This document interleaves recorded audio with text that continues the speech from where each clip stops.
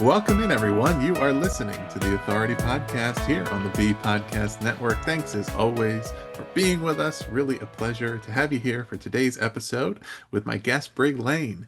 Brig is the former principal of Fruita Middle School in Colorado. He has over 25 years of experience in education, having been an assistant principal. He's also taught at the middle and high school levels in inner city, suburban, and rural schools in California and Colorado. In 2017 and then again in 2018, Fruita Middle School made Getting Smart's list of 85 schools in the nation that other educators should visit. And education is actually Briggs' second career following his successful service as an officer in the U.S. Coast Guard, having attained the rank of lieutenant commander. And I guess this has unintentionally kind of turned into Coast Guard month here. I don't know, in fact, what order these episodes will all publish in. So forgive me if we're a little out of order, but the most recent interview here on the show was with Nicholas Bradford, who retired from the U.S. Coast Guard in 2023 after 24 years of honorable service. So that's just how it works out here. Briggs' latest book is called The PLC Dashboard: Implementing, Leading, and Sustaining Your Professional Learning Community at Work. Brig, welcome to the show. Thanks. I'm honored to be with you guys tonight. Thankful to just be a part of this. I'm so thankful we have a way to connect with other educators and to share what's working.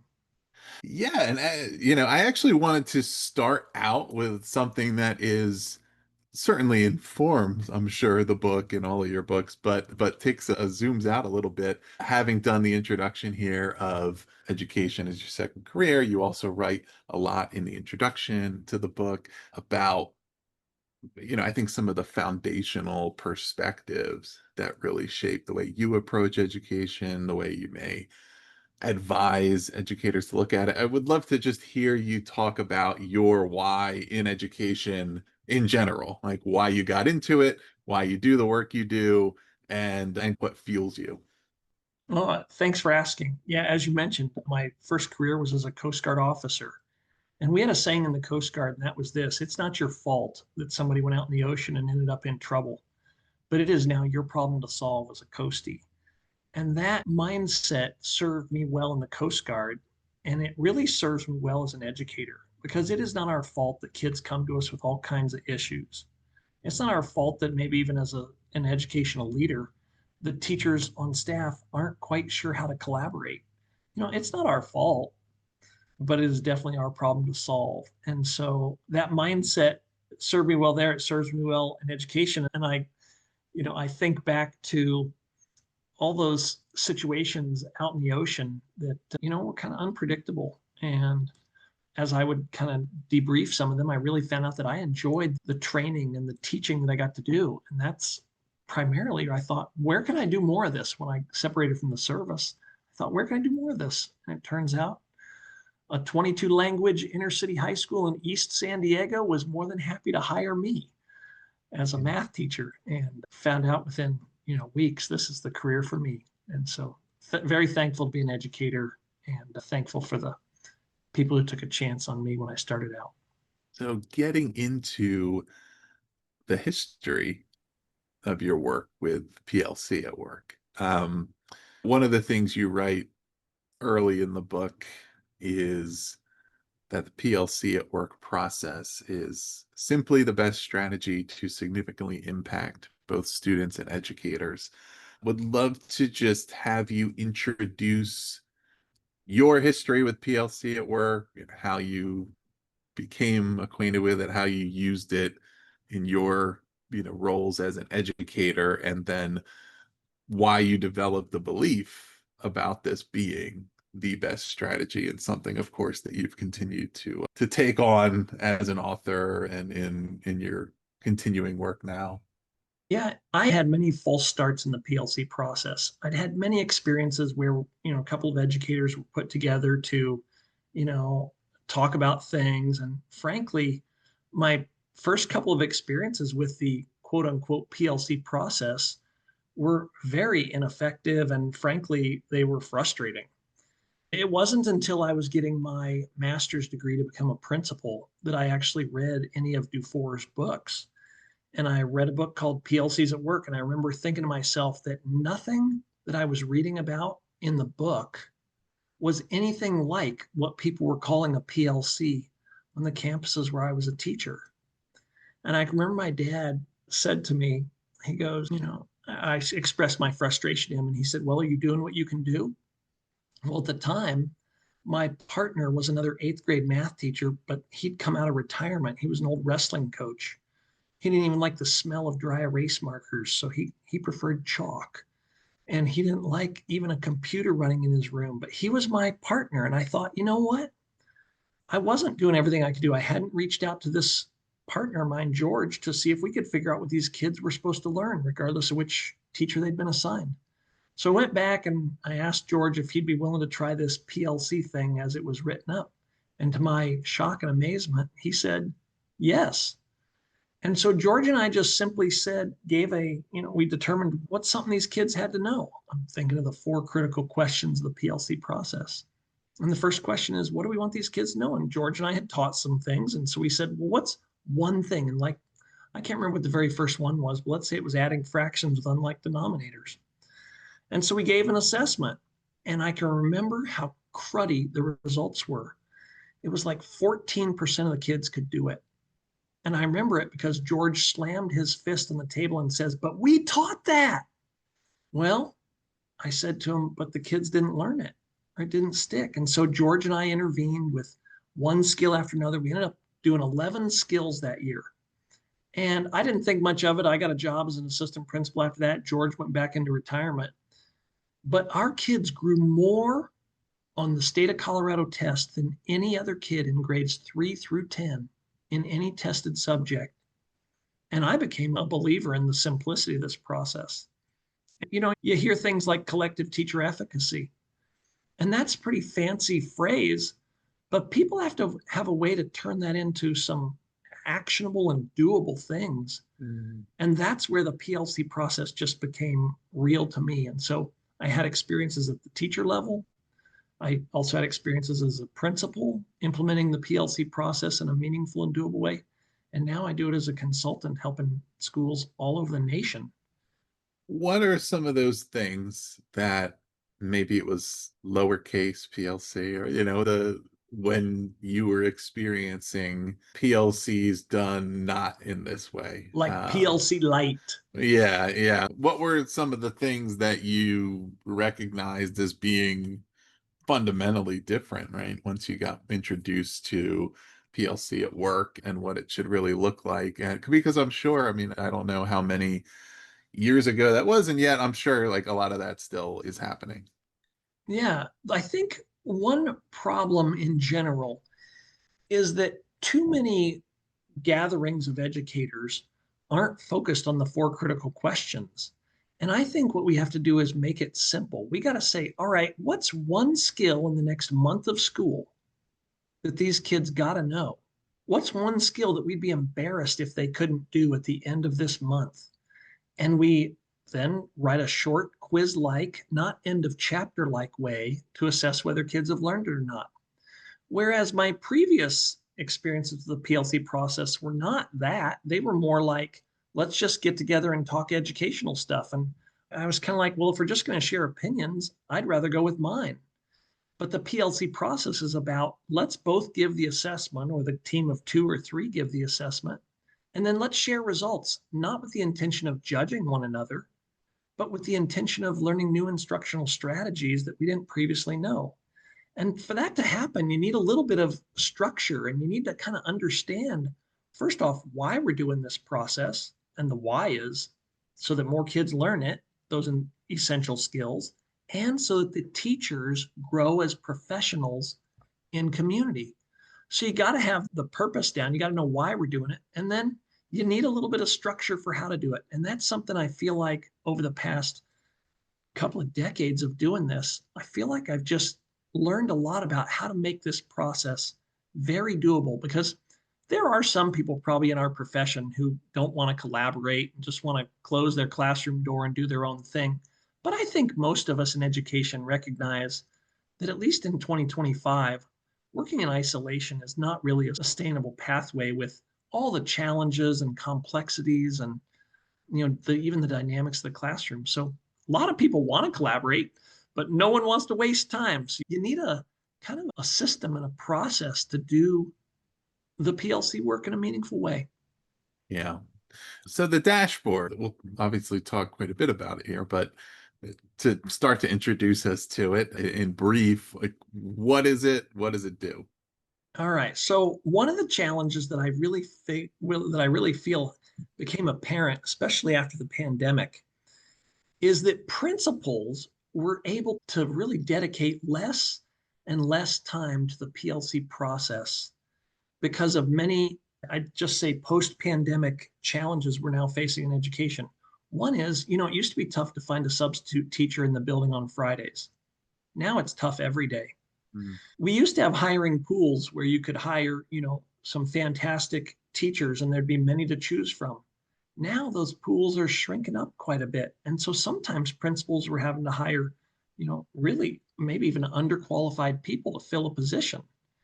And so given that, and given all the general pressures on a principal on a day-to-day basis that find them, I was seeing that they just didn't have much time to donate to this process. And they needed a way to know in seconds which team needed more support. And so the dashboard is a low tech, very low tech. It could even be on a bulletin board in the teacher's lounge. And what it really does is on the left-hand side, it just lists the name of teams like the first grade team or the Algebra 1 team or the seventh grade history team. And it also lists singletons, that group I have a real heart for. Those are like the only band teacher on a campus or the only art teacher at an elementary school who, they don't think the PLC process applies to them. It does. It just looks a little different. And so this dashboard would just list the names of those teams and singletons. And then there'd be a way to record when a teacher got through the expected work they were to produce. And that, what they should produce, I have boiled down to in my book into a one-page template for teams and a very similar one-page template for singletons. That just helps a principal. Imagine if you're looking at a bulletin board, or I also produce this on a Google Sheet with hyperlinks to these documents I was just talking about. But imagine you're a busy principal and you have 6 minutes to donate to the PLC process today because your day just went in the blender. Mhm. One glance at the dashboard and you see that the 10th grade English team hasn't been able to produce much. That gives you an indication. Maybe that's the team I need to put on my schedule. I need to go meet with them next week. And during their team meeting next time, I'm gonna be with that team, not to scrutinize them, but to support them and to find out what they need. So the dashboard is really a way for leaders, those can be teacher leaders like a guiding coalition and principals, to know in seconds who needs more support. So that's the idea of the dashboard. And so the book is about how do you build up to that so that a dashboard doesn't seem like this thing people are saying, what are you measuring here? So that's the big picture of what a dashboard is, and it is low tech, let me assure you. I think, yeah, it would be good to address, in fact, as we're continuing this conversation, the singletons. And I assume for many listeners, especially if they haven't heard about this before, it would be non-obvious as to how the PLC process applies to those singletons and how they might engage with it, how it looks the same or different, and how that would be happening across the school, right? And so I feel like it's worth touching on that before we move ahead. Yeah, they're a group I have such a heart for. I wrote a book for them with my co-author John Yost a few years back because what we were finding was that the singletons, that band teacher or that CTE teacher, or even that AP teacher, who's really doing their work on their own, we found that those people didn't think the PLC process applied to them. But if you know the PLC process well, there's three big ideas to the PLC process. And the first of those big ideas is a focus on learning. That means making a shift from the teach, test, record the grades and move on mindset to let's determine something that's essential to begin with. Then let's teach. Then let's give a short, formative way to assess whether kids have learned that skill. Then let's intervene for the kids who couldn't do it. And at the same time in class, let's extend for those who can. And then let's make changes to our instruction. And when you think about those steps, determining something that's essential, teaching, intervening and extending, giving a formative assessment, a singleton can do those things too. And that meets big idea one of making a shift from teaching to learning. So the second big idea is collaboration. And so I think too often building principles put the need to collaborate before they put big idea one, which is the learning focus. They get the order reversed. And so then what they do is they take all these singletons, like the band teacher and the computers teacher and the ag teacher, and they sweep them together in a dustpan and say, go collaborate. And these people who are, frankly, some of the most outstanding educators, who oftentimes the only reason kids come to school is to take their class. These people are frustrated and they often have so many preps, and this just becomes one more ridiculous thing to do. And at best, they'll, I guess, comply. And at worst, it'll wreak havoc on your school culture. But those singletons need to have meaningful ways to collaborate where it makes sense. The last thing I want to do is force two singletons into a collaborative structure that really feels like it has no meaning to them. So that's what the first book was about. And it goes into a lot of detail on what we call the 3 on-ramps, which are ways for a singleton to collaborate. On-ramp 1 is virtually. Find someone who teaches the same thing in a different school. On-ramp 2 is find cross-cutting content. Like maybe you both want kids to be strong digital citizens. Maybe you want kids to have more grit. And while those things might not be specific parts of your curriculum, we still care about it, and we could collaborate in a meaningful way on those common contents. So that's a little mindset into, or a little window into the singleton world. Mm-hmm. And I'll tell you this, I think we have so many fantastic educators that are singletons, and this PLC process does apply to them. It just looks different, and they need to have some clarity on that pathway. Yeah. I want to talk about the dashboard. It's a tool to help leaders get started, right? And then getting into the ways in which it helps. But I kind of pulled this out of the foreword, actually, by Robert Eager. He says, Brig continues to add to the growing body of evidence substantiating the fact that the lack of a knowledge base or lack of how-to is no longer a viable excuse for not implementing the PLC at work process.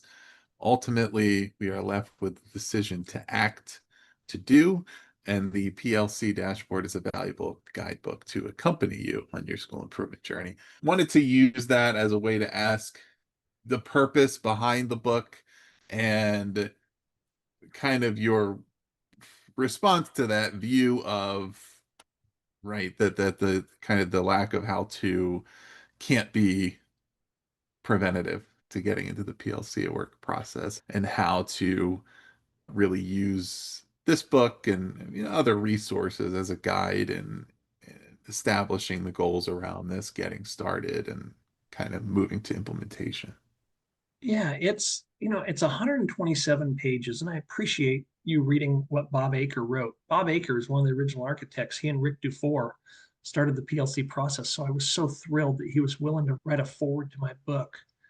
And the fact of the matter is, there are some people that are wondering why we should collaborate and stuff like that. And I do run into some of those folks. And in the beginning of the book, I even talk about what are my reasons for why we should do this PLC process. And I list 10 reasons of why we ought to do it. But I have found in my work with schools all over the country at the elementary, middle, and high school level, is that there are plenty of people who frankly don't know how. And I know that seems a little bit crazy. They just don't know how to have teams collaborate in a meaningful way. And so, the 4 critical questions are out there that are supposed to focus a team on what they should collaborate around. But that wasn't quite enough. And so as I worked with many teams, including my own in my school, I came up with what I call a 7-step learning cycle. And that 7-step learning cycle takes the 4 critical questions and just puts a little more meat on the bones and helps people know, what do we do first? What do we do second? What do we do third? And so on. And that 7-step learning cycle feeds into a one-page template. And that one-page template does the prompting. It prompts the team to know, okay, what is our essential skill? What is our SMART goal for what percent of kids we believe would stretch us? What is our intervention plan when, not if, kids don't learn it? And what instructional practices got the best results? So the 7-step cycle leads into the one-page template for a team or a singleton. And that one-page template becomes what's tracked on the dashboard so that principals can know in seconds which team or singleton is getting the expected work done. Yeah. So that's kind of the way it helps somebody who, let's say you're a principal who's tried this PLC process before and it didn't quite go very well.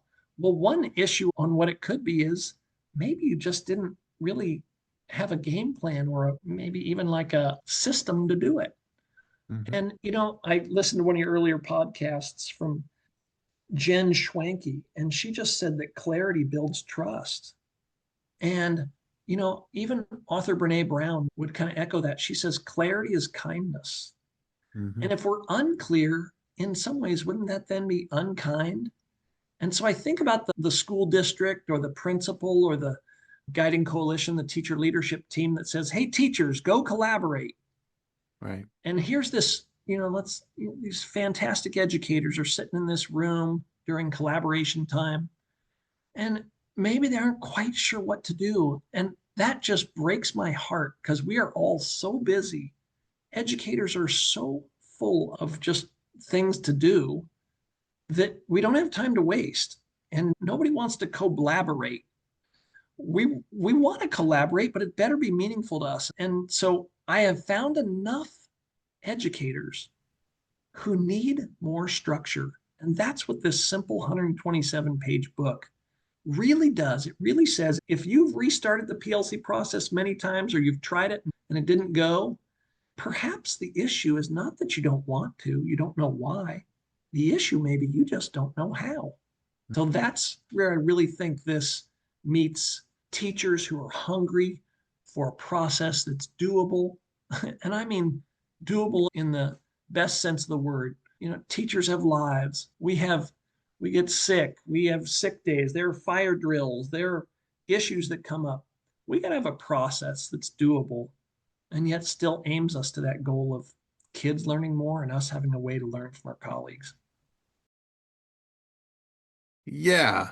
Yeah. And to this point of collaboration, I mean, we had some previous discussions here on the show, right? Collaboration versus coordination, right? And I think there's a lot of other C words, right? There's co-working, coexisting, compromising. I mean, there's a lot of things that happen in the dynamics between coworkers that certainly fall short of collaboration. They are the results of maybe sharing a space or sharing a workplace. But I think it's, you're hitting on an important point that people want to receive the benefits of collaboration, right? They don't just want to collaborate for its own sake. And if it's unclear that it's beneficial, it just becomes extra work, extra things to worry about because it's either not true collaboration or it's not happening mutually or around a plan or it's ineffective or whatever, right? And I think an interesting thing that you're laying out, I mean, I haven't really heard before here, I don't think, even the just discussion of like what's the work to be done or to be produced, that we tend to think in terms of outcomes that are meant to be generated, right? And like this is where the accountability is. And it applies, I have thought about this in terms of other types of professions, right? That a sales profession where ultimately you're judged based on the amount of sales you made in the quota. But what if there were accountability for the routine actions you should be taking, right? How you use this piece of collateral that was produced for you to be able to use sales, or how you just the number of calls you make or whatever it is, right? But if there was actual focus on being accountable for that and not just the end result, like would it lead to better results? Because, and same thing here, right? With, I think, the educators to say it's too late, number one, once we kind of get to the end of the unit or the end of the year and we see that the kids didn't learn, you can't rewind and do it Right. again. But you also can't fast forward to know exactly what's going to happen. What can you control is, okay, there's certain things that we know are the actions to take that build toward results. So if we focus on having those things emphasized, and then looking at that across teams and across schools to see, like, where are the predictable shortfalls going to be. This team's really struggling. They're not executing on their work. Now we have a chance to intervene to make sure we're rebuilding those motions, and then we're working toward better results versus waiting until the assessment scores come in and we say, well, 10th grade didn't do so good this year. You're absolutely right. I mean, I think about, take a sign-off sheet in a restaurant's restroom. We've all seen them in there. You've seen ones where it was signed in the last hour. And I Yeah. would probably venture to say, I bet that restroom looks better than the one where there isn't one, or the one where you see a sheet on the wall from 3 months ago that has no sign-offs, but the date is 3 months ago. You know that they kind of thought this idea of accountability might work, but there was no follow through. And the thing I learned about the PLC dashboard is when principals have something like, it's like a scoreboard. I mean, Ross, if you and I were playing basketball, just if you and I were in a gym shooting some hoops and having some fun, we'd have a good time. But let's just say that, somebody turned on the scoreboard and all of a sudden it said Ross's score and Brig's score. We'd take that game a whole lot more seriously. And I bet we'd play a lot harder. And I think it's the same for educators. There are great teams out there doing work who probably are getting almost no recognition. And there are other teams on the same campus who are probably not getting much done. Yeah. And a busy principal sometimes can't even tell the difference between the two. And when I coach principals, I tell them, don't use the dashboard as a tool to humiliate or to punish. Use the dashboard as your indication of who needs more support, who needs more of you. And that's really what I think it indicates for me is who's under supported here. And at the same time, who's worthy of some celebrations. I mean, a dashboard can fill a staff meeting with things that are worthy of celebration or at least acknowledgement to just say, I want to shout out the third grade team who they're on their fourth essential skill plan and they're really crushing it. And the thing I also coach the principals I work with on is that remember, it's not about getting this template done. What it's really about are which kids who didn't at first learn did end up learning that essential skill because of our focus on learning, not just a focus on teaching. Mm. And what are the new instructional strategies that teachers are now implementing as a result of this process? Because if it's just all about paperwork, count me out. I don't really care. But we got into this profession because we love to see the light bulb come on in kids. We love to see kids who didn't at first learn things. And then when that's celebrated and that's easy to pick up off the template, right off the dashboard, and when new instructional strategies are celebrated, where some experienced teachers have picked up some new skills from some of the newer teachers, and newer teachers have picked up some skills and strategies from the experienced teachers, it just makes the work seem doable. It seems reasonable, and people on teams like that thrive. Yeah. So along those lines of what this is doing for the administrator or enabling the administrator to do, how does the dashboard lighten the load for administrators? Well, I'll give you an example. I was coaching an elementary principal, and this principal was a second or third year principal. I don't remember exactly which. And I said to the principal, well, how are your teams doing? How's the learning going? And he said, oh, they're doing well. And I said to this principal, well, how do you know? And he said, well, I just look at their PLC products in their Google Drive. And I said, oh. well, fantastic. Can you give me access? And he did. And so I got access to this Google Drive. And first one I clicked on was the kindergarten team. And I opened up this Google folder that said PLC, and in there it said kindergarten. And I opened that folder, and there were like 42 different files in there. Some of them were labeled like common assessments. Some of them were labeled list of essential skills, and a variety of things. And then I clicked into the first grade, and there were like 26 things in there. Some were folders, some were files. Started clicking into some of them, and I really, it was a mess. It was a colossal mess. And so I went back to the principal afterwards and I said, how do you really know how the teams are doing? And this principal got a smile on his face and he goes, I've got my hunches. And the truth of the matter was, he really didn't know how the teams on campus were doing. He really didn't know if the kids were learning the skills that were essential for them to learn. He really didn't know. And so that's a prime example of somebody who he'd like to be able to help out who needs help. He'd like to know, are the kids learning these essential learnings or not? But he just frankly didn't have the time to sift through. They call it Google Drive. It's more like a Google traffic jam for many Yeah. places. And how do you sift through that? I don't know many principals who can. Then they maybe mistakenly say, well, I guess I'll just go be with every team every week. When the teams meet, I'll be with every team. Well, that's unsustainable too. And frankly, it's quite a bit of wasted effort, because some of those teams don't need your presence. You might need to check in with them and, be on their, a fly on the wall maybe once every month or two. But there are other teams on campus who, if you are not there, they probably aren't even going to do anything for the benefit of the kids they serve. And so I think principals who are well-meaning don't have a system to know how and who they should focus on. Yeah.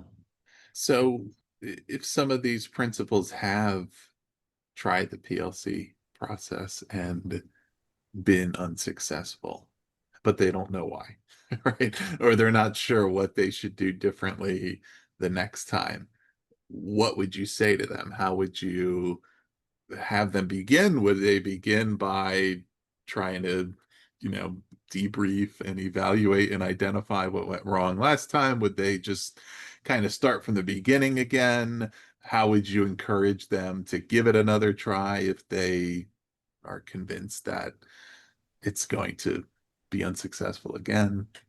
Yeah.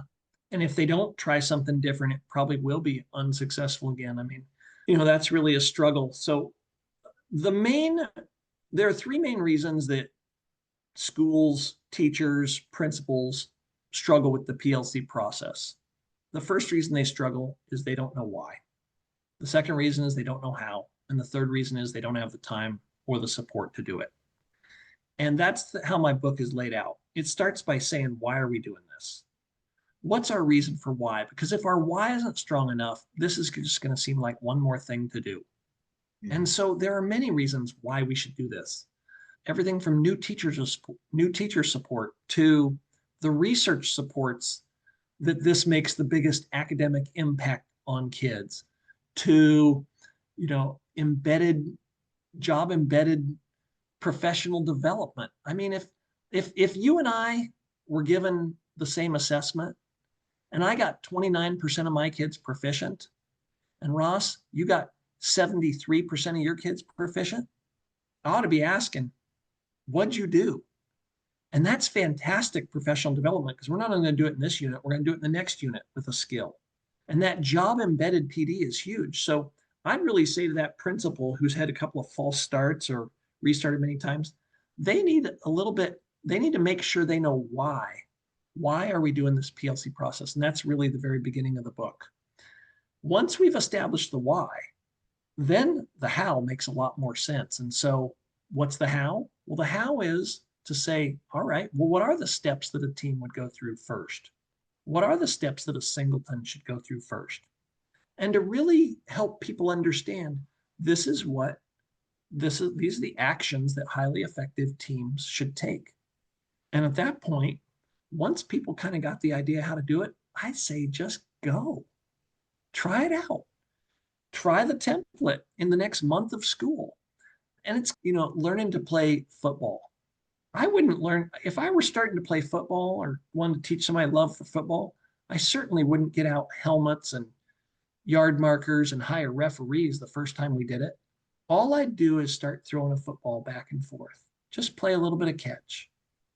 And that's what my book encourages these teams and singletons to do, which is just start playing a little bit of catch. And catch would be something like this. Okay, in the next month of school, what's one skill you'd be embarrassed if a kid couldn't do in your class? And with that one skill, how would we assess whether a kid can do it? Doesn't have to be a paper and pencil assessment. Could be an observation, could be a presentation, could be a performance. And then what we do is we'd have a plan that would say, what are we going to do with the kids who don't learn it? Not if there are some who don't learn it, but when. What are we going to do when some of these kids don't learn it? And while we're intervening for those fantastic kids, is there a way we could extend the learning for those who've already learned it? And that's done in class. And so we try this once. And I would just say, if I'm that principal who's tried the PLC process, I wouldn't jump into how to do it first. I'd start with why. I'd refresh on that, make sure we have a good solid reason for why we want to do this. And it could be because many kids are drowning within reach. It could be because we're just not getting the results that our community expects. It could be that our new teachers don't have support. It could be that we want kids who don't have hope to have more hope. But any of these reasons are important to kind of nail down at first. And then give a doable how. And then the dashboard is just a little bit of the support to say, leaders need to know who needs that support. So that's what I'd offer that encouragement, because, even I was one of those educators who had so many false starts in the PLC process, things that were just not of value. And I would say that doesn't mean there's something wrong with the PLC process. It could be there's something wrong with how I'm implementing it.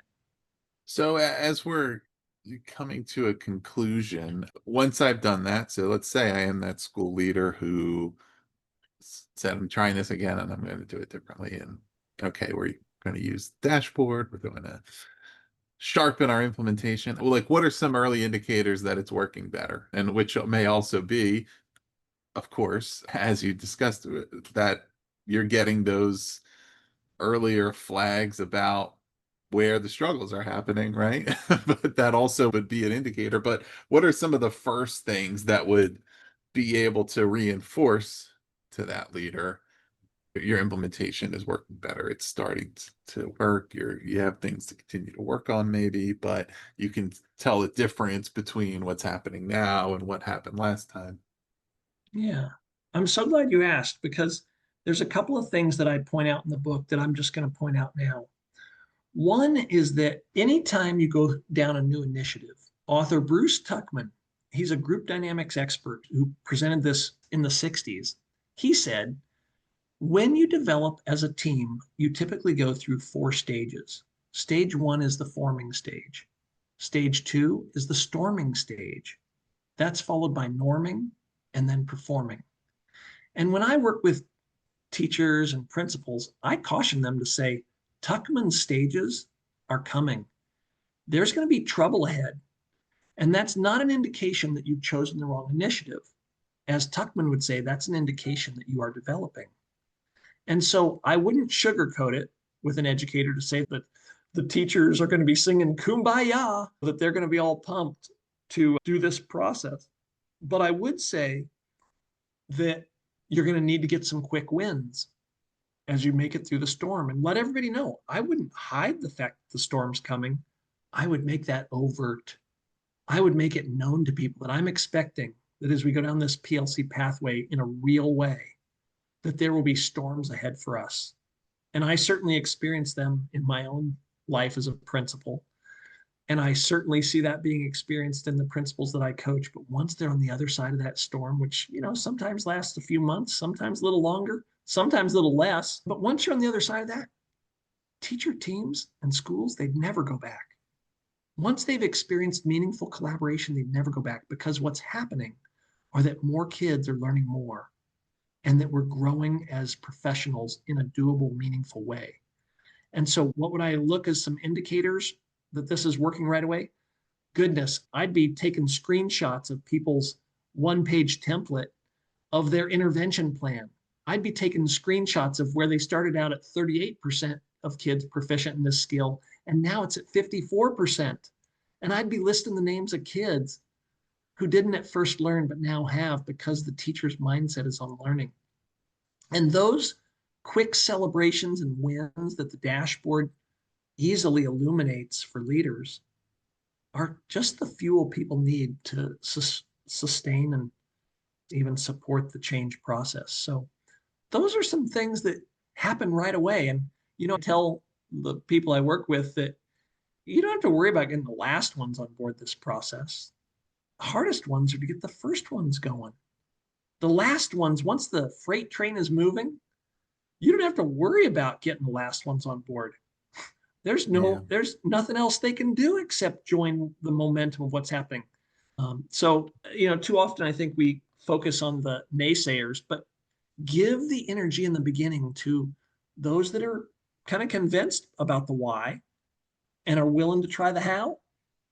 And before long, the change has occurred. Yeah. So, listeners, we will put the links below. You can find the book, the PLC Dashboard, from Solution Tree or wherever else you get your books. Also, Brig's website, brigleane.com. Brig, is there anything in particular you'd like to direct listeners to check out?